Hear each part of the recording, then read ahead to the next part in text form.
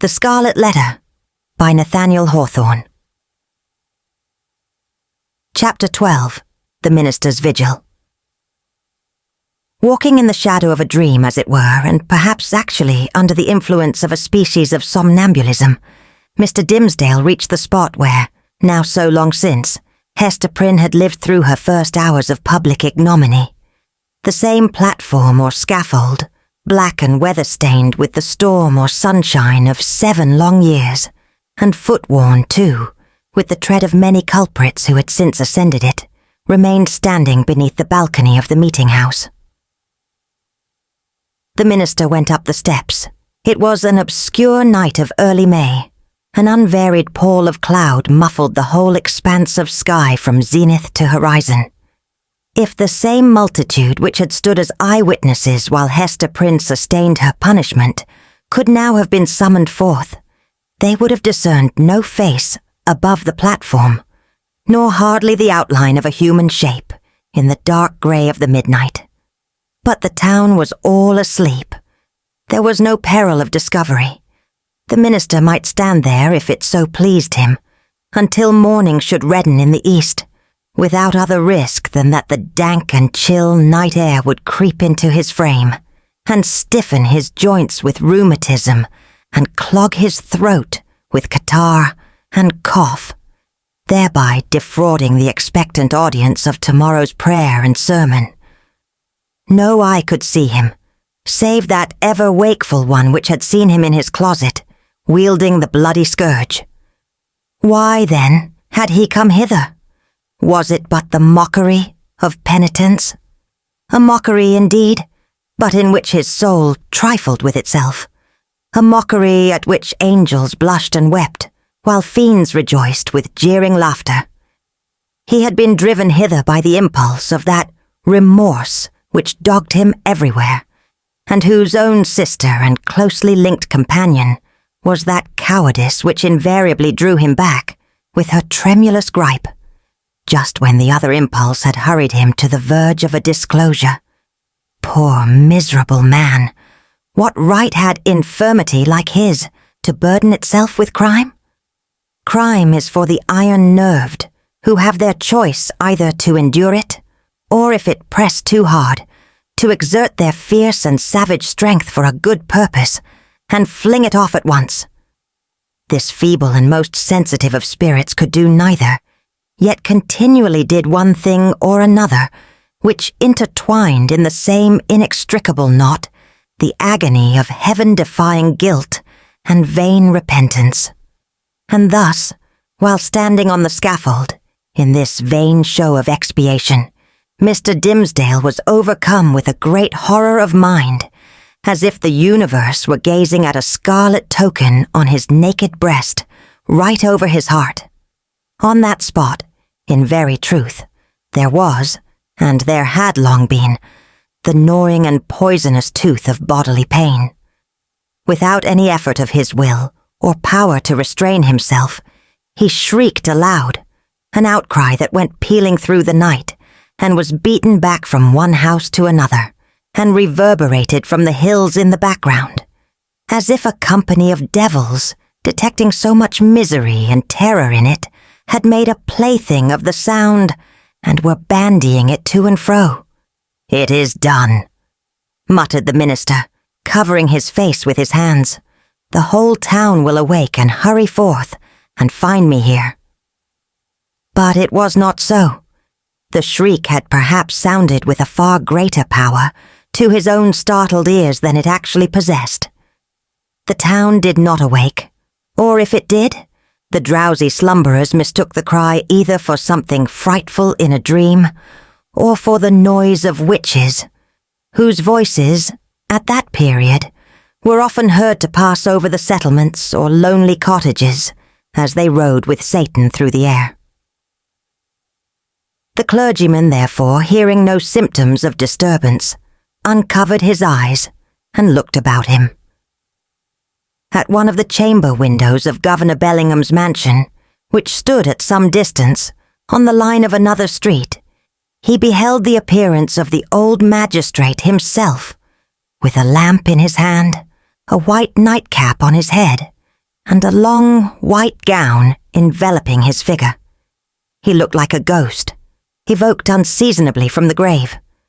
The cry had evidently startled him. At another window of the same house, moreover, appeared old Mistress Hibbins, the governor's sister, also with a lamp, which, even thus far off, revealed the expression of her sour and discontented face. She thrust forth her head from the lattice and looked anxiously upward. Beyond the shadow of a doubt, this venerable witch lady had heard Mr. Dimmesdale's outcry and interpreted it with its multitudinous echoes and reverberations as the clamour of the fiends and night hags with whom she was well known to make excursions into the forest.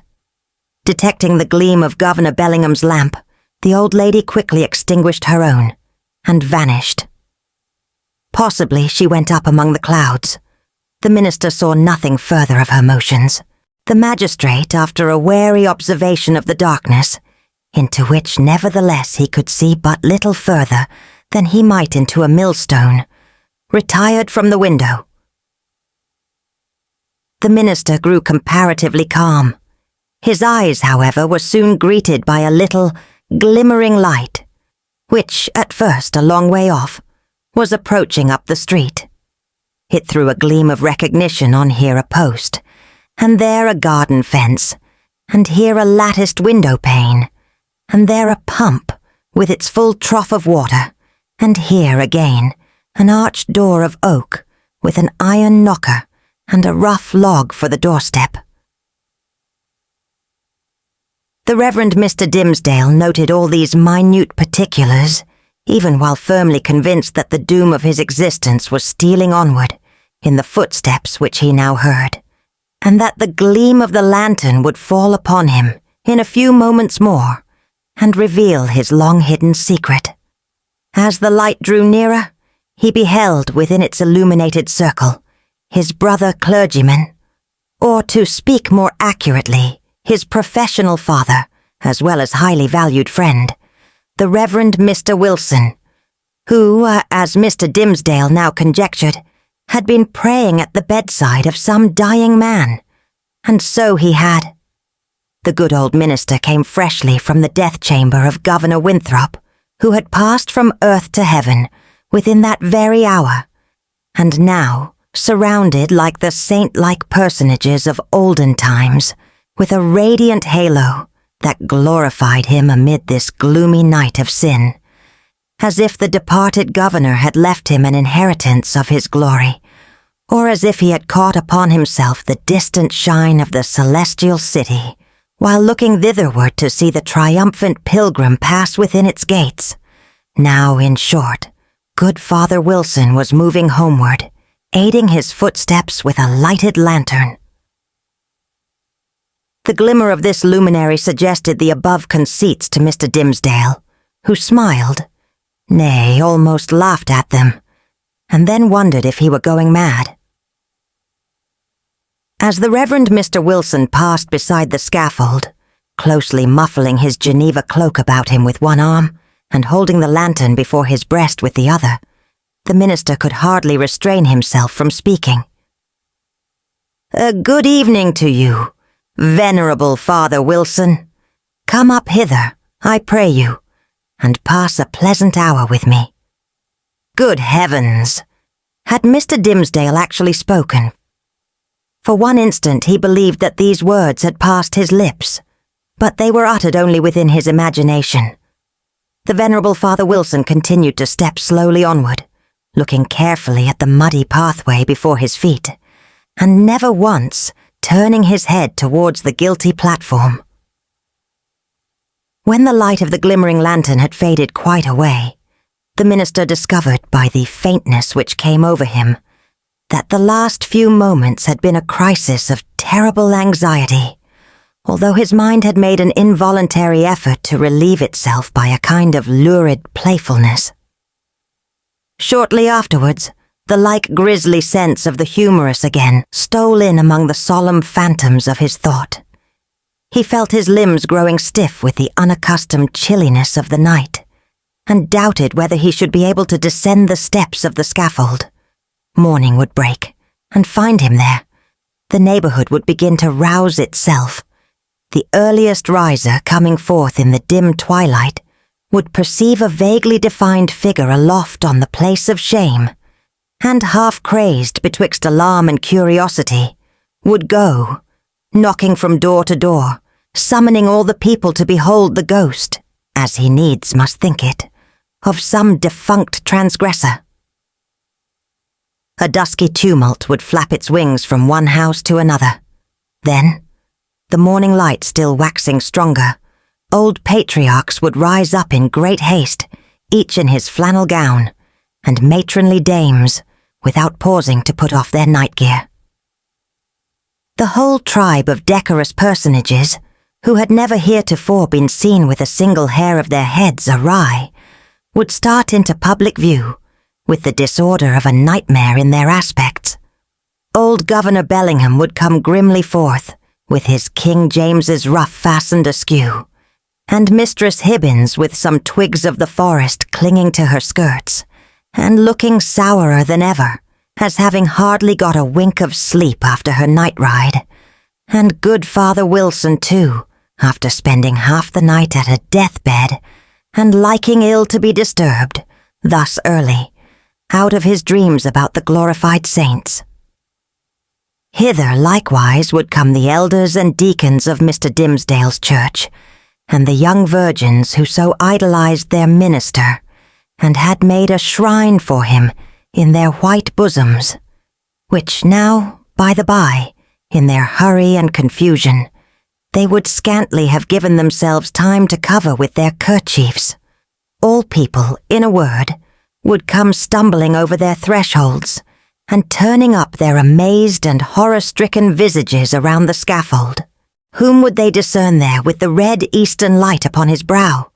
Whom but the Reverend Arthur Dimmesdale, half frozen to death, overwhelmed with shame, and standing where Hester Prynne had stood. Carried away by the grotesque horror of this picture, the minister, unawares and to his own infinite alarm, burst into a great peal of laughter. It was immediately responded to by a light, airy, childish laugh, in which, with a thrill of the heart, but he knew not whether of exquisite pain, or pleasure as acute, he recognized the tones of little Pearl. "Pearl, little Pearl," cried he after a moment's pause, then suppressing his voice. "Hester, Hester Prynne, are you there?" "Yes, it is Hester Prynne," she replied in a tone of surprise, and the minister heard her footsteps approaching from the sidewalk, along which she had been passing. "It is I, and my little Pearl." "Whence come you, Hester?" asked the minister. "What sent you hither?"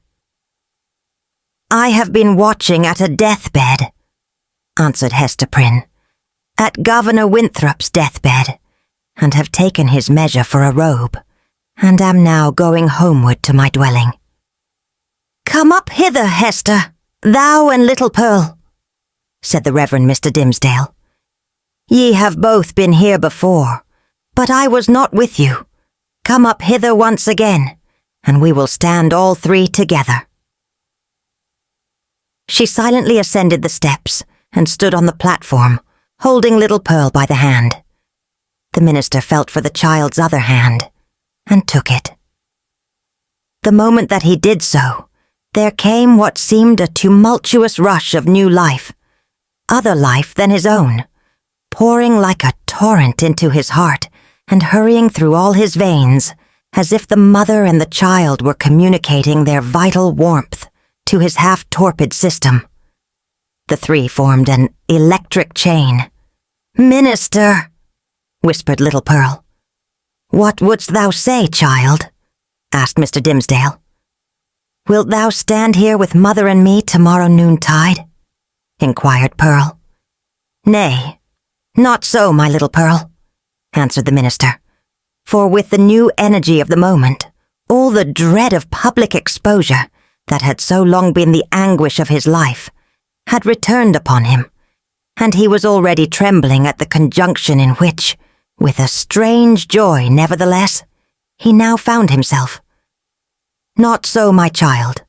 I shall indeed stand with thy mother and thee one other day, but not tomorrow." Pearl laughed and attempted to pull away her hand, but the minister held it fast. "A moment longer, my child," said he. "But wilt thou promise," asked Pearl, "to take my hand and mother's hand tomorrow noontide?" "Not then, Pearl," said the minister, "but another time." "And what other time?" persisted the child. "At the great judgment day," whispered the minister, and strangely enough the sense that he was a professional teacher of the truth impelled him to answer the child so. "Then and there, before the judgment seat, thy mother and thou and I must stand together, but the daylight of this world shall not see our meeting." Pearl laughed again, but before Mr. Dimmesdale had done speaking, a light gleamed far and wide over all the muffled sky.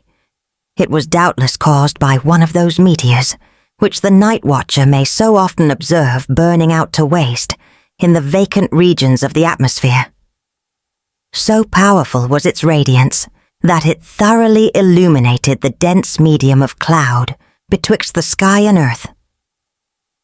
The great vault brightened like the dome of an immense lamp.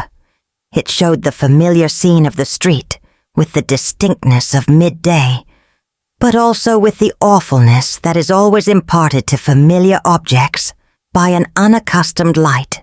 The wooden houses, with their jutting stories and quaint gable peaks, the doorsteps and thresholds, with the early grass springing up about them, the garden plots, black with freshly turned earth, the wheel track, little worn, and even in the marketplace, margined with green on either side.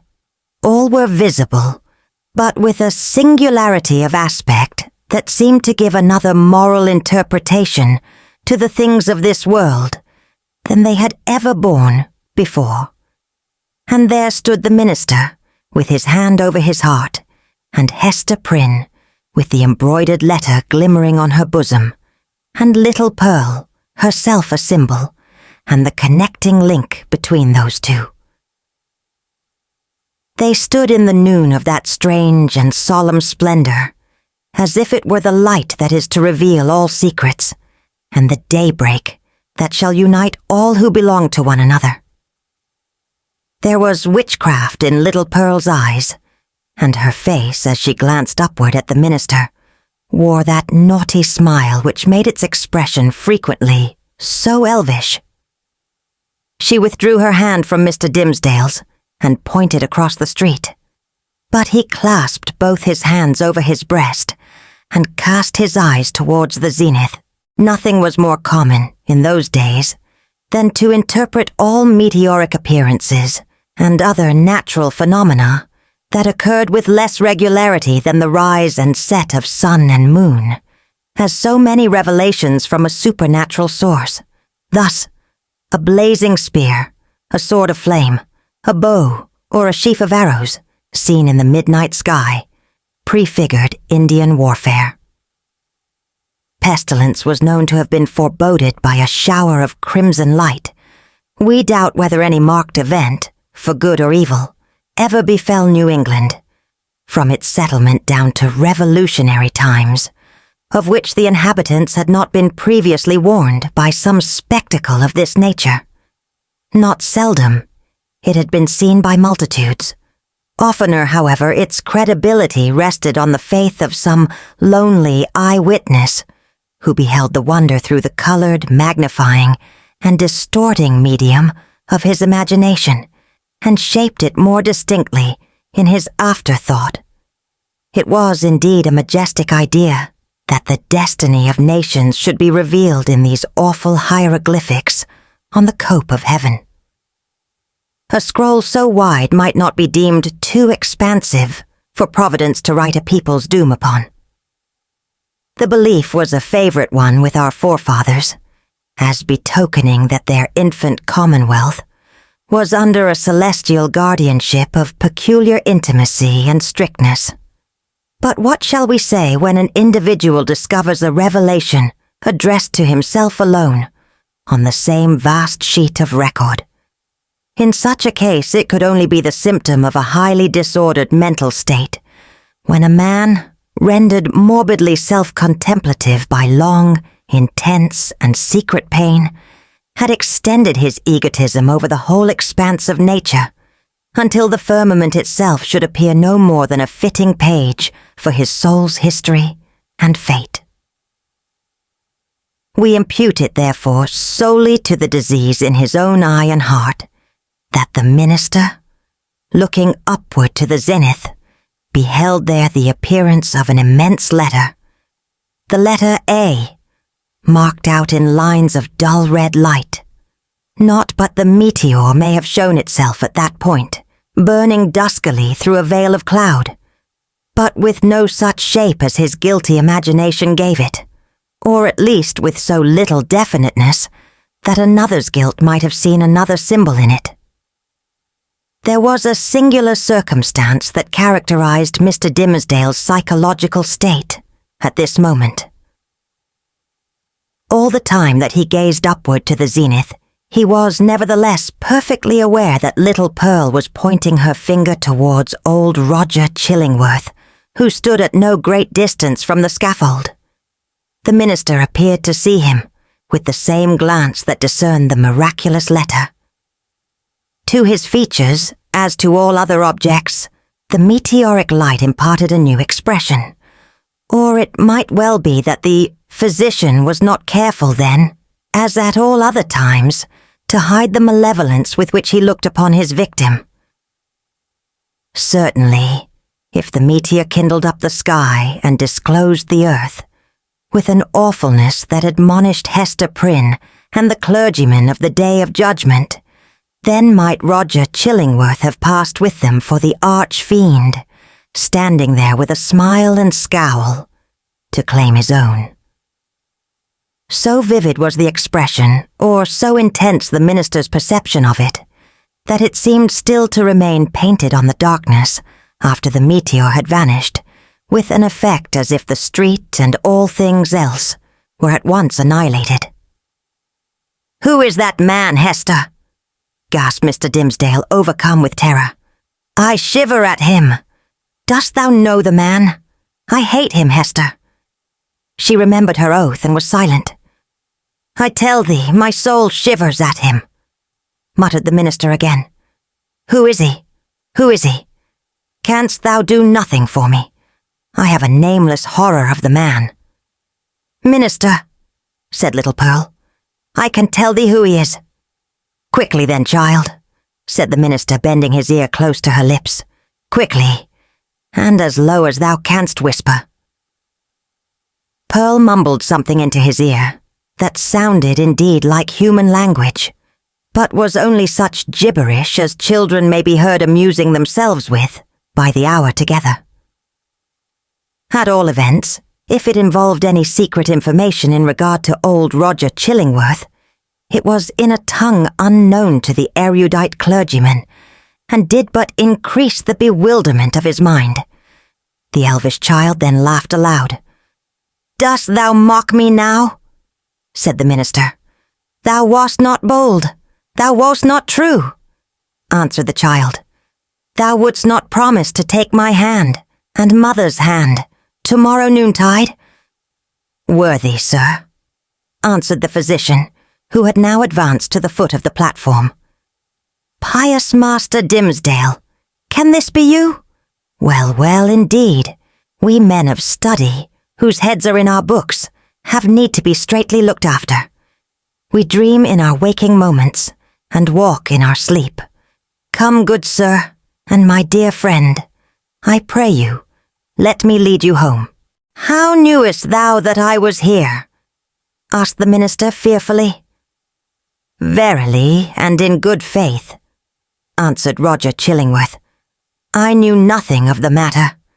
I had spent the better part of the night at the bedside of the worshipful Governor Winthrop, doing what my poor skill might to give him ease.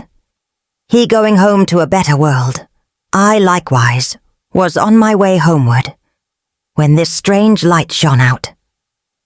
Come with me, I beseech you, reverend sir. else you will be poorly able to do Sabbath duty tomorrow. Aha! See now how they trouble the brain. These books. You should study less, good sir, and take a little pastime, or these night whimsies will grow upon you. I will go home with you, said Mr. Dimmesdale. With a chill despondency, like one awaking all nerveless from an ugly dream, he yielded himself to the physician and was led away. The next day, however, being the Sabbath, he preached a discourse which was held to be the richest and most powerful, and the most replete with heavenly influences that had ever proceeded from his lips.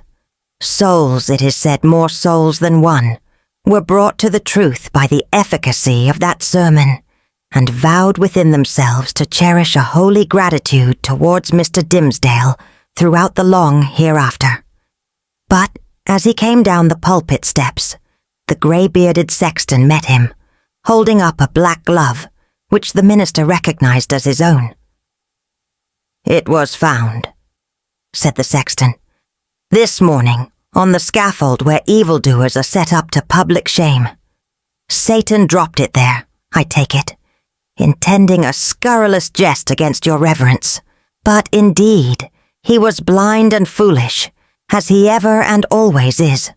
A pure hand needs no glove to cover it."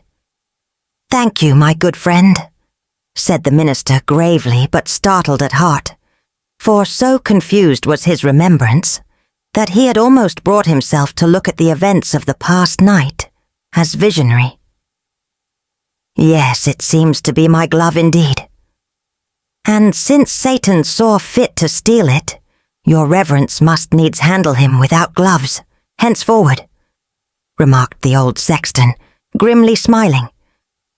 "But did your reverence hear of the portent that was seen last night? A great red letter in the sky. The letter A, which we interpret to stand for angel. For as our good Governor Winthrop was made an angel this past night, it was doubtless held fit that there should be some notice thereof." "No," answered the minister. "I had not heard of it. Thank you for listening to Repic Audiobook. We hope you enjoyed this chapter of the Scarlet Letter. If you did, please consider giving us a like, leaving a comment with your thoughts, and subscribing to stay updated on the latest chapters. Your support helps us bring more great stories to life. Thank you, and see you in the next chapter.